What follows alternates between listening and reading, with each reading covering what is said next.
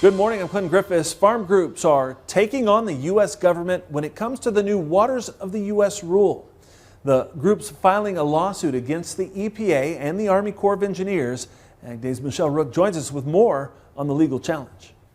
Clinton farm groups, including the American Farm Bureau and the National Cattlemen's Beef Association, filed the lawsuit against the EPA because they believe the Biden administration's new WOTUS rule exceeds the scope and the intent of the Clean Water Act. They also say it gives the federal government sweeping authority over private lands and represents overregulation.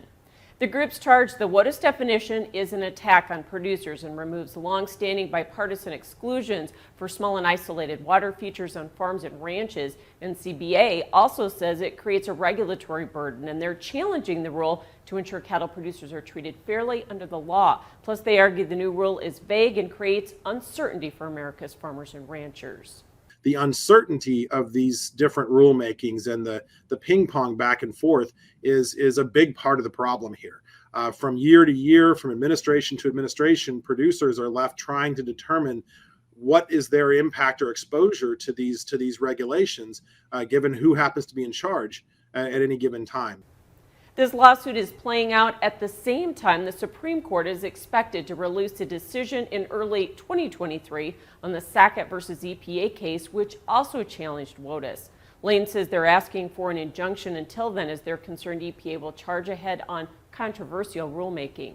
There are timelines in place for litigants to make sure that our voice is on the record in a timely manner as a rule like this is moving forward. And one of our obvious first sort of objectives there is to secure some sort of injunction from this new rule going into effect while this is still all up in the air.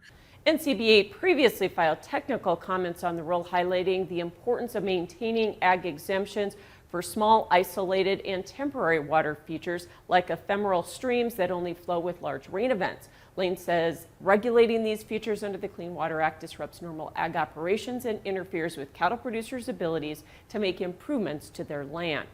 Now, the American Farm Bureau Federation has also joined the lawsuit, and President Zippy Duvall says they believe a judge will rule in their favor and force EPA to develop rules that enable producers to protect natural resources while still ensuring they can continue to produce food for the world.